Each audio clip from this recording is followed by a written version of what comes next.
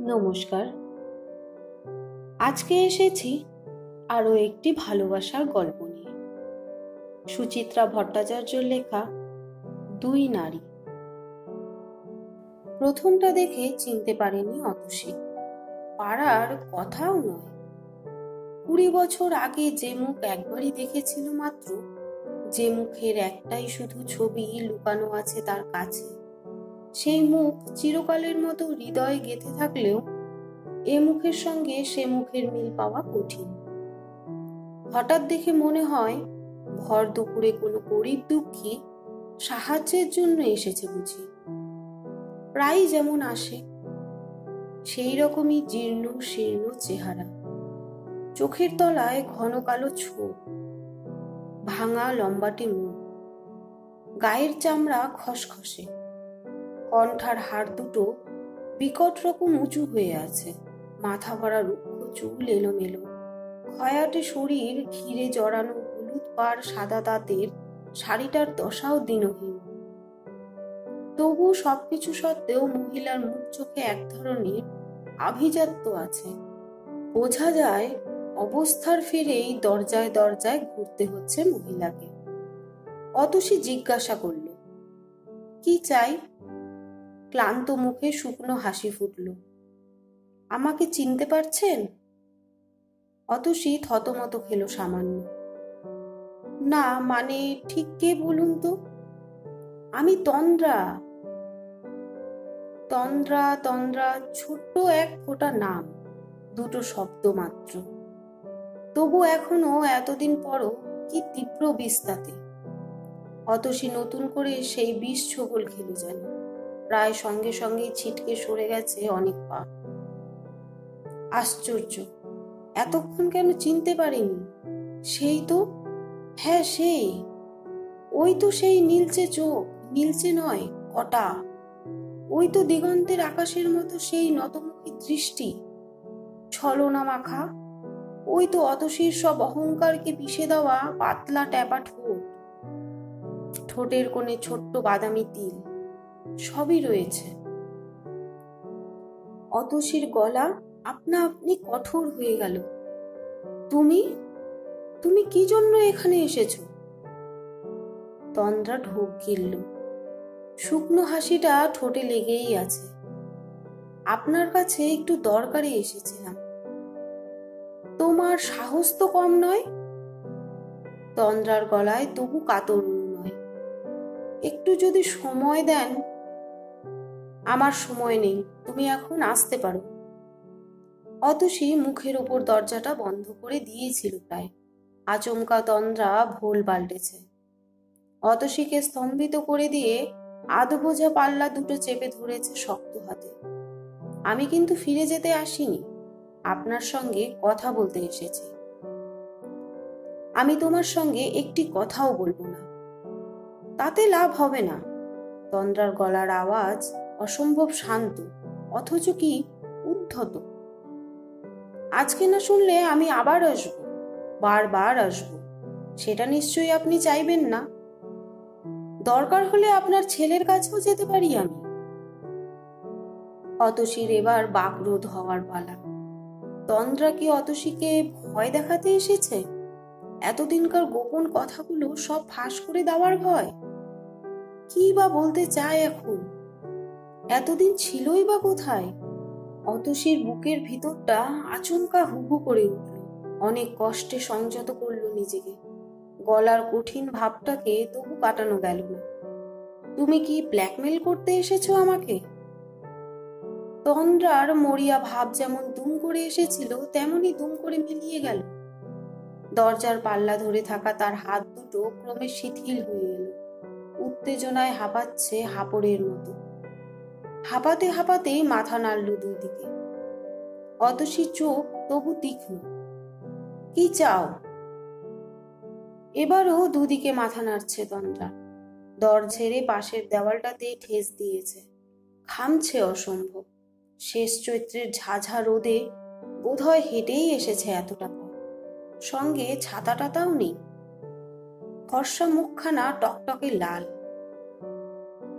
একটু বসতে দেবেন? মাথাটা ঘুরছে। কখনো না। বলতে গিয়েও অতসী চমকেছে। তন্দ্রা সত্যি সত্যিই টলছে, গোটা শরীর কাঁপছে মৃদু মৃদু। পড়েই যাবে নাকি? একটা মানুষ, সে যেই হোক না কেন, তারই দরজায় অজ্ঞান হয়ে পড়ে থাকবে আর সে নিশ্চিন্তে দরজা বন্ধ করে দেবে? তন্দ্রাকে দেখতে দেখতে মুহূর্তের মধ্যে কথাগুলো ভেবে নিচ্ছিল অতসী। ভাবতে ভাবতেই সিদ্ধান্ত নিয়ে ফেলল। বিরস মুখে দরজা ছেড়ে দাঁড়িয়েছে। এসো, ভেতরে এসে বসো। ঘরে ঢুকেই তন্দ্রা বসে পড়েছে সামনের সোফাটাতে। জোরে জোরে শ্বাস নিচ্ছে। হাঁপানি টাপানি আছে নাকি? অতসী ঘরের কোনায় গিয়ে ফ্যান চালিয়ে দিল। সুইচ বোর্ডের সামনে থেকেই জিজ্ঞাসা করল, জল খাবে? তন্দ্রা খুব আস্তে আস্তে মাথা নাড়ল। বাইরের ঘর থেকে ভিতরে ঢুকে অতসী আবারও দ্রুত চিন্তা করে নিচ্ছিল। একটু পরেই খুকুরা এসে পড়তে পারে। খুকু আর তার শাশুড়ি। ওদের সঙ্গে বিকেলে আজ বাবলার জন্য সম্বন্ধটা পাকা করতে যাওয়ার কথা। এক্ষুনি যদি ওরা এসে পড়ে, তন্দ্রাকে দেখে খুকু যদি জানতে চায় কে মা, কিংবা খুকুর শাশুড়ি, অতসী কি উত্তর দেবে? চিনি না। তার মধ্যেই হয়তো তন্দ্রা সবিস্তারে পরিচয় দিয়ে দেবে নিজের। দিতেই পারে। তন্দ্রার মতো মেয়ের পক্ষে কিছুই অসম্ভব নয়। ফ্রিজ থেকে জলের বোতল বার করে অতসী নিজের গলাতেই ঢেলে নিল খানিকটা। এ সময় প্রতিদিন বাড়িঘর যেমন থাকে তেমনই নির্জন। রাত দিনের কাজের মেয়েটা বোধ হয় ছাদের ঘরে ঘুমোতে গেছে। অতসী এখন রোজকার মতো একা। একাই। কবেই বা একা ছিল না? স্বামী, সংসার, সন্তান সবকিছু থেকেও তো চিরটা কাল একদম একা সে। স্বামী যখন বেঁচে ছিল তখন, যখন নেই তখন। ছেলে মেয়েরাই বা কতদিন আর শুধু মায়েরই থাকে। জলের বোতল হাতে নিয়ে অতসী বাইরের ঘরে ফিরল। লম্বা সোফায় শরীর ছড়িয়ে চোখ বুজে পড়ে আছে তন্দ্রা। রোগা শরীরটা গুটিয়ে কেমন ছোট হয়ে গেছে। এখনো কাঁপছে থির থির করে। অতসীর নজরে পড়ল তন্দ্রার চুলগুলো প্রায় সব পেকে গেছে। মুখে দাগ পড়েছে বয়সে। ক্ষণিকের জন্য অতসী স্থির। কত বয়স হলো তন্দ্রার? অতসীর থেকে বেশ ছোট, কম করেও বছর পাঁচেকের তো বটেই। খুব বেশি হলেও তন্দ্রা এখন 44 কি 45। এর মধ্যে এত বুড়িয়ে গেল কি করে? কিসের অভাব? টাকা পয়সার? না সঞ্জয়ের? অতসী বুঝতে পারছিল না বলেই আরো রাগ বাড়ছিল তার। সঞ্জয়ের অভাবে কেন হবে? সঞ্জয়ের অভাবে যদি কারোর হয়ে যাওয়ার কথা থাকে, সেটা তো অতসীরই। অথচ অতসী এই 50-এও দিব্যি সুস্থ সবল। তাকে দেখে কেউ বলবে না তার মেয়ের বিয়ে হয়ে গেছে। ছেলের বিয়েও হব। অতসী টেবিলে জলের বোতলটা রেখে আলতো ধাক্কা দিল তন্দ্রাকে। কি হলো তোমার? তন্দ্রা চোখ খুলল না। দাঁত দিয়ে নিজের ঠোঁট সজোরে চেপে ধরে আছে। শুনছো, জল এনেছি। তন্দ্রা তবুও নিশ্চল। অতসীর অস্বস্তি বাড়ছিল। হঠাৎ করে আপদ কেন চেপে বসছে ঘাড়ে? তন্দ্রাকে মোটামুটি ভুলেই গেছিল সে। মোটামুটি কেন, পুরোপুরি। সঞ্জয় যতদিন বেঁচে ছিল, সঞ্জয়ের সঙ্গে এই মহিলাও মিশেছিল অতসীর প্রতিটি রক্তবিন্দুর সঙ্গে। প্রতি মুহূর্তে বিপন্ন করে তুলত অতসীর অস্তিত্বকে। কি তীব্র অপমান আর যন্ত্রণায় যে কেটেছে তখনকার দিনগুলো। সংশয়ের কাঁটা সর্বক্ষণ বুকে বিঁধে থাকত। এই বুঝি আজও সঞ্জয় ফিরল না রাতে। এই বুঝি ট্যুরে যাওয়ার নাম করে ফুর্তি করতে গেল তন্দ্রাকে নিয়ে। তখনকার প্রতিটি দিনের কথা, প্রতিটি রাতের কথা আমৃত্যু রয়ে যাবে অতসীর বুকের গভীরে। শেষের দিকে সঞ্জয় বলতো, এখনো তুমি একটা কথা নিয়ে ঘ্যান ঘ্যান করো না কেন বলো তো? তুমি যা চাও আমি তো সব দিয়েছি তোমাকে। গাড়ি, বাড়ি, স্বাচ্ছন্দ্য, আরাম। এখনো আমায় তুমি একটু শান্তিতে থাকতে দেবে না? অতসী ঝাঁঝিয়ে উঠত, এটাকে তুমি ওই একটা কথা বলছো? চাই না আমার গাড়ি বাড়ি, চাই না সুখ আরাম। আমি আমার সারাটা জীবন, আমার ছেলে মেয়ে, সবাইকে ছাড়খাড় করে দিয়েছো তোমরা, তুমি আর ওই রাক্ষসী। ওফ! সঞ্জয় চিৎকার করে উঠত, কি চাও তুমি, খুলে বলো তো। তুমি কি চাও আমি এই বাড়ি ছেড়ে চলে যাই, সারা জীবনের মতো? অতসীও চেঁচাতো, তাই যাও। দিনের পর দিন এই মানসিক অত্যাচার আমি আর সহ্য করতে পারছি না। অতসীর হৃৎপিণ্ড ধকধক করে উঠল। তাই কি অত তাড়াতাড়ি চলে গেল সঞ্জয়, মাত্র 50-এ পা দিতে না দিতেই? অফিস থেকেই কর্মচারীরা সঞ্জয়ের ঠান্ডা শরীরটাকে বাড়িতে পৌঁছে দিয়েছিল। নিজের অফিস ঘরে বসে কাজ করতে করতে বুকে ব্যথা বলে অজ্ঞান হয়ে যায় সঞ্জয়। সেখানেই সব শেষ। স্বামীর নিথর দেহটাকে দিকে তাকিয়ে বুক ফেটে কান্না আসতে চাইলেও কিছুতেই কাঁদতে পারেনি অতসী। 15 বছরের জমাট অভিমান তার সমস্ত জাগতিক অনুভূতিগুলোকে দুমড়ে মুচড়ে শেষ করে দিয়েছিল। বাবলাটা সবে ইঞ্জিনিয়ারিং পাশ করেছে তখন, ফুকু হায়ার সেকেন্ডারি দেবে।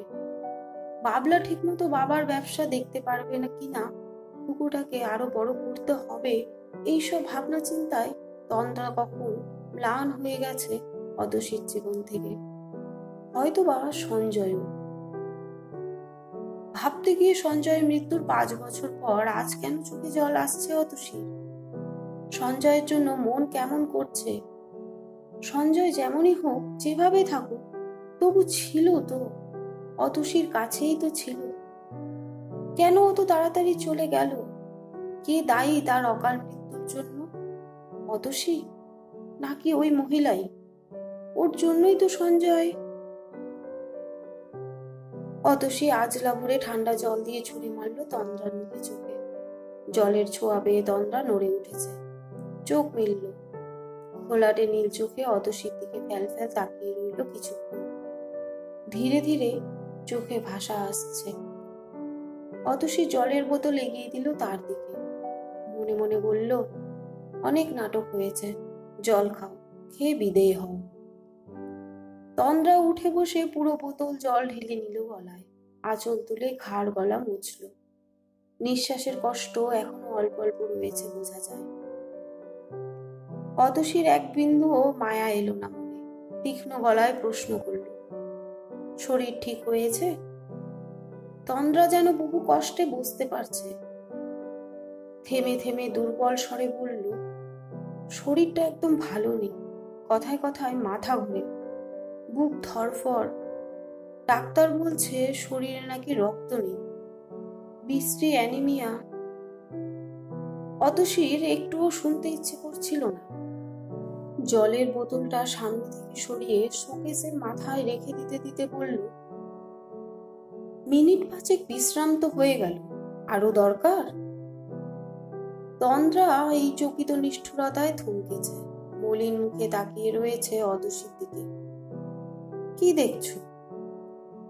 আপনাকে বোধ হয় অসুবিধায় ফেললাম। তা ফেলেছ?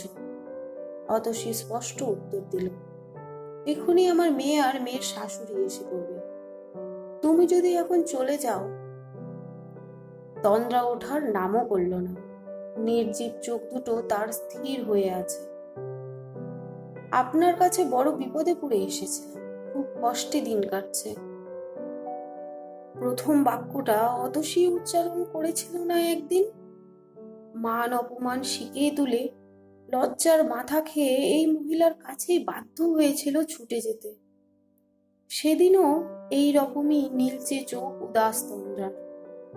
অতসী বলেছিল, বড় বিপদে পড়ে আমি তোমার কাছে এসেছি, তুমি একমাত্র পারো সঞ্জয়কে আবার আমাদের কাছে ফিরিয়ে দিতে। কথা দাও, আজ থেকে আর কোনো সম্পর্ক রাখবে না সঞ্জয়ের সঙ্গে। তন্দ্রা কথা দেয়নি, ভাসা ভাসা দু চোখ ফিরিয়ে রেখেছিল অন্যদিকে। অতসী তখন মরিয়া, সবকিছু তখন সে ভেসে যেতে বসেছে। সুখ, শান্তি, স্বামী, সংসার, ছেলে মেয়ে, স্বপ্ন, প্রেম, সব সব কিছু। দেখো, তোমার এখন বয়স আছে, তুমি দেখতেও সুন্দরী, ইচ্ছে করলে এখনো একটা ভালো ছেলে দেখে বিয়ে করতে পারো। কেন মিছিমিছি একজন বিবাহিত লোকের জন্য নিজের জীবন নষ্ট করছো তুমি? তন্দ্রা কেঁদে ফেলেছিল হু হু করে। সে কি ভয়ানক বাঁধ ভাঙা কান্না! কাঁদতে কাঁদতে শুধু বলেছিল, সে আর হয় না, আর হয় না। কেন হয় না? আমি বলতে পারবো না, আপনিই তাকেই জিজ্ঞেস করবেন। অতসী ঘুরে গিয়ে তন্দ্রার মুখোমুখি সোফাটায় বসল। তন্দ্রাও নিজেকে গুছিয়ে নিয়েছে। আমি জানি আপনি আমাকে কখনো ক্ষমা করতে পারবেন না। বিশ্বাস করুন, আমি তাকে অনেকবার বুঝিয়েছি। অতসী খর চোখে তাকালো। পুরনো কথা থাক, কি বলতে এসেছো তাড়াতাড়ি বলে ফেলো, আমার সময় নেই।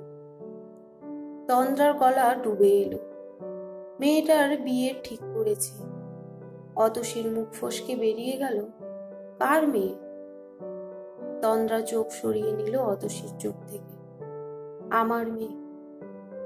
ও, ভালো তো। কত বড় হয়েছে সে? বলতে বলতে অতসী নিজেই মনে মনে হিসেব করে নিচ্ছিল। 15 আর 5 কুড়ি, না, তার একটু কমই।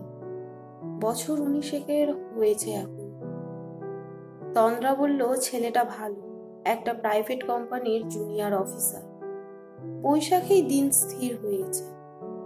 বেশ, অনেক খরচা, কিছুই জোগাড় করতে পারছি না। আপনি যদি... এতক্ষণে তন্দ্রার আসার কারণ জলের মতো পরিষ্কার। অতসী ঝপ করে উঠে দাঁড়ালো। আমি কি করতে পারি? তন্দ্রা উঠতে গিয়েও বসে পড়েছে। জানি আপনি আমাকে খুব নির্লজ্জ ভাবছেন, ভিখারি ভাবছেন। আমার সত্যি আর কোনো উপায় নেই। কেন? তুমি এখন আর চাকরি করছো না? না, সে তো কবেই ছেড়ে দিয়েছিলাম, মেয়ে হওয়ার পরপরই। ওই জোর করে ছাড়িয়ে দিয়েছিল। তাই নাকি নিজেরই তখন সমাজে মুখ দেখাবার উপায় ছিল না? সে আপনি যা খুশি ভাবতে পারেন। তন্দ্রা কপালে হাত রাখল। মুখের ওপর উড়ে আসা চুলগুলোকে সরাচ্ছে। ও অবশ্য যতদিন বেঁচে ছিল আমার কোনো অভাব রাখেনি। তার মধ্যেই তো বেশ গুছিয়ে নিয়েছে। অতসীর গলায় শ্লেষ ফুটল। তন্দ্রা গায়ে মাখল না ব্যঙ্গটাকে। বিড়বিড় করে বলছে, তা যদি পারতাম। সে চলে যাওয়ার পর কিভাবে যে কেটেছে 5টা বছর, কি করে বড় করেছে মেয়েটাকে। বারবার তন্দ্রার মুখে সঞ্জয় সম্পর্কে ও সে সর্বনামগুলো সহ্য হচ্ছিল না অতসীর। বিরক্ত মুখে কথা ঘোরাতে চাইল। কত টাকা দরকার? তন্দ্রাও ফিরল কাজের কথায়। হয়তোবা অতসীর প্রশ্নে উৎসাহিত হলো একটু। সে তো অনেক, গয়নাগাটি কিচ্ছুই নেই। অন্তত 1050 যদি দেন। মুন্নিরও তো তার বাবার সম্পত্তিতে কিছু অধিকার আছে। তন্দ্রার শেষ কথাটা শেল হয়ে বিঁধেছে বুকে। অতসী টান টান হলো। তুমি কি অধিকার ফলাতে এসেছো? কথাটা বলে ফেলে তন্দ্রাও বোধহয় বুঝেছে বলা ঠিক হয়নি। আরো বিনীত ভাব তাই এনেছে গলায়।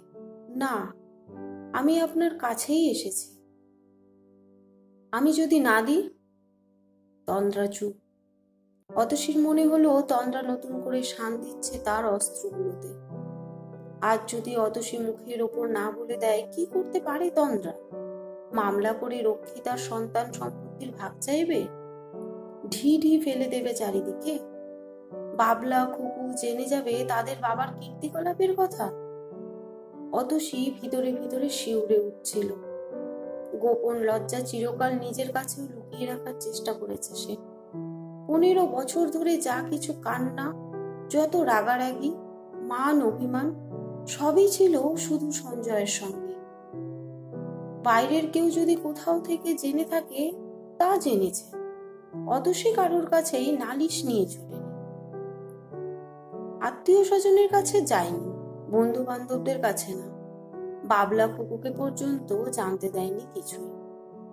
ওরা শুধু সর্বসময় বাবা মার ঝগড়াঝাটি দেখেছে, ঝগড়ার কারণ জানি। অতসীও চায়নি বাবলা কুকু কখনো শ্রদ্ধার চোখে দেখুক তাদের বাবাকে। আজ যদি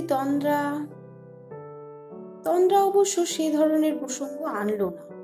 হয়তো দাবি জানানোর মতো তেমন জুত পাচ্ছে না শরীরে। খানিকক্ষণ নীরব থেকে বলল, সেটা আপনার বিবেচনা। বাইরের রাস্তায় একটা গাড়ি এসে থেমেছে। ফুকুরা এসে গেল নাকি? অতসী দ্রুত এগিয়ে গেল বাইরের খোলা দরজার দিকে। ফুকুদের নয়, অন্য কারোর গাড়ি। তাকে যেন নামিয়ে দিয়েই ফিরে যাচ্ছে। ধুধু রোদ্দুরে গাড়িটা মিলিয়ে যাওয়ার পরও অতসী তাকিয়ে রইল প্রখর রোদের দিকে।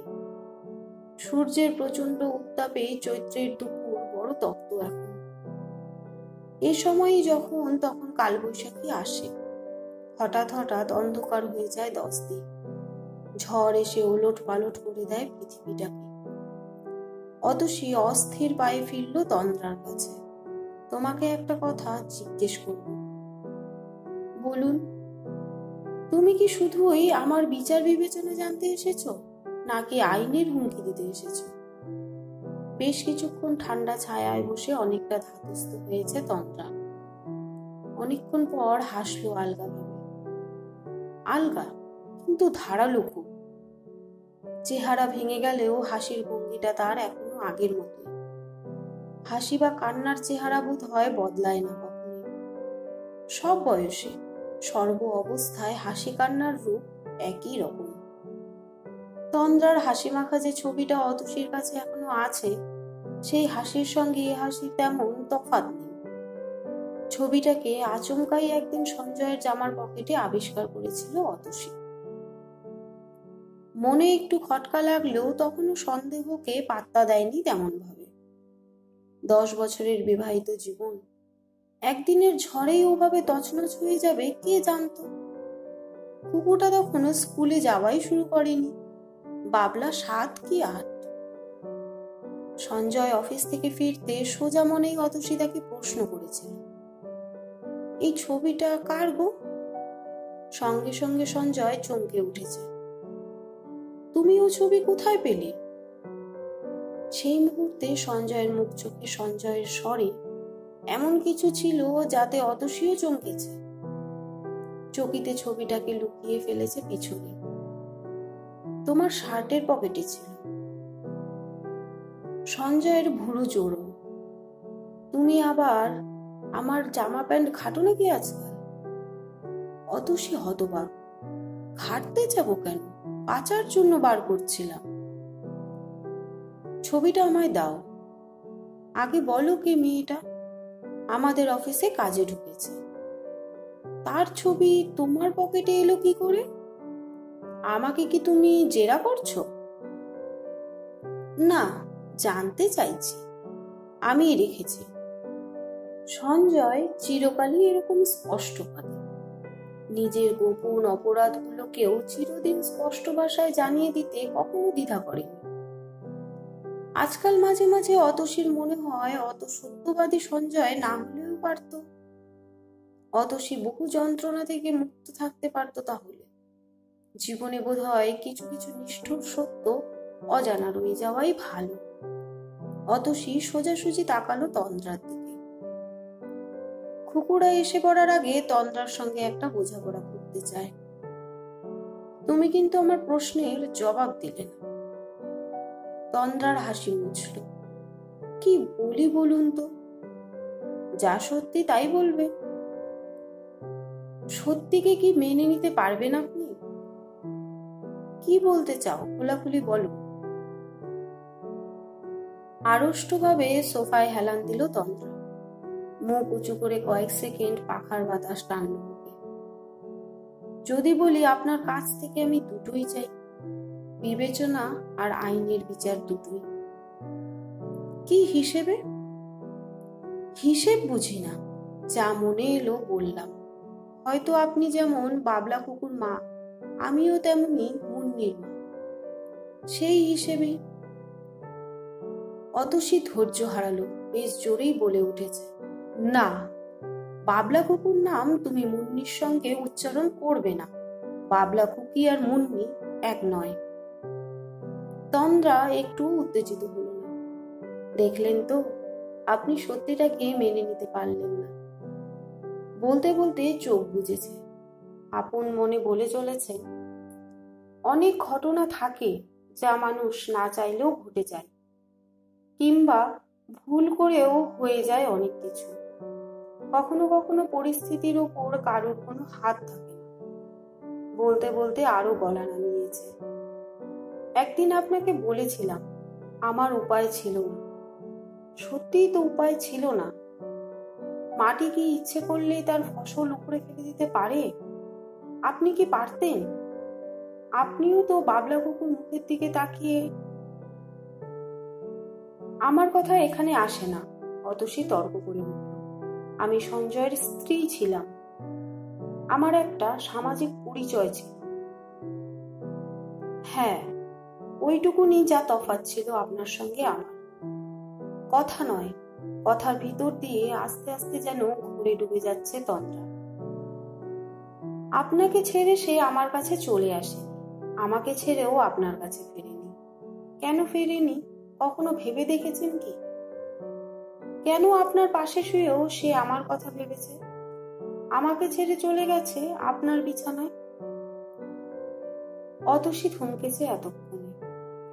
এ কি হেয়ালি তন্দ্রার! তন্দ্রা থামছে না, যেন নিজের কাছে প্রশ্ন করে নিজেই উত্তর দিয়ে চলেছে। কারণ তার চোখে আমি আপনি সমান ছিলাম। আমি না হয়ে অন্য কেউ হতে পারত, কিংবা আপনি না হয়ে আর অন্য কেউ। একটুখানি সামাজিক চিহ্ন ছাড়া আপনার আমার আলাদা পরিচয় আছে কি? তন্দ্রার কথাগুলো ভেসে যাচ্ছে, ভাসতে ভাসতে ছড়িয়ে গেল গোটা ঘরে। আপনি না হয়ে অন্য কেউ তো হতে পারত, আমি না হয়ে আর কেউ। ঠিক, ঠিকই তো। অতসী নিজেও জানে না কখন অন্যমনস্ক ভাবে সোফা ছেড়ে উঠে দাঁড়িয়েছে সে, কখন চলে গেছে খোলা জানালার ধারে। অতসী কে ছিল সঞ্জয়ের? তন্দ্রাই বা কে? এক অর্থে দুজনেই তো পৃথক পৃথক দুটো পরগাছা মাত্র। সঞ্জয়েরই অর্থে লালিত, সঞ্জয়েরই তৃষ্ণায় জারিত।